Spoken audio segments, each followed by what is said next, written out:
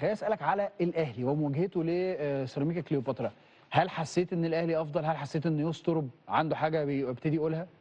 كده انا قلت في الحلقه اللي فاتت ان انا مش عاوز احكم حكم نهائي على المدير الفني للنادي الاهلي.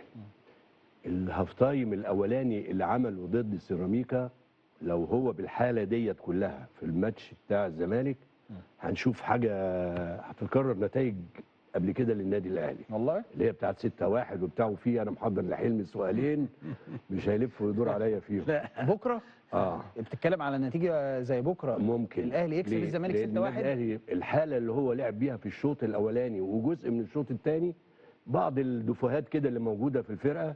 هو الراجل طبعا الديفنس بالنسبه لنا لازم يبقى فيه يبقوا صاحيين باستمرار. فالهاف تايم الاولاني طبعا النادي الاهلي عمل مباراه كويسه قوي ورجع للاول للحاله اللي هو البدنيه. فالحاله البدنيه الراجل كان معذور برضو. هنا اللعيبه يمكن رجعت بنسبه اقول ايه 60 او 70% للحاله البدنيه. عشان كده ادوا مباراه الشوط الاولاني وراحوا ضيعوا كتير قوي. هو يمكن حته السهو بالنسبه للديفنس لازم يخلي بالهم شويه. وانا شايف ان النادي الاهلي بكره لو لعب بحالته اللي لعب بيها الشوط الاولاني هنشوف نتيجه كبيره قوي للنادي الاهلي. نتيجه كبيره للاهلي؟ كابتن حلمي متفق مع وجهه النظر دي؟ نتيجه كبيره للاهلي؟ ما اعتقدش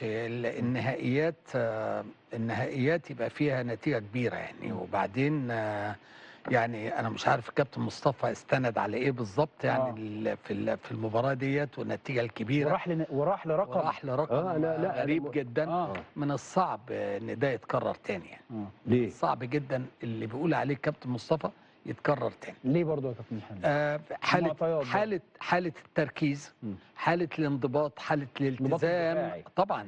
حاله الالتزام اللي فيها فريق نادي الزمالك اعتقد انها صعبه يعني.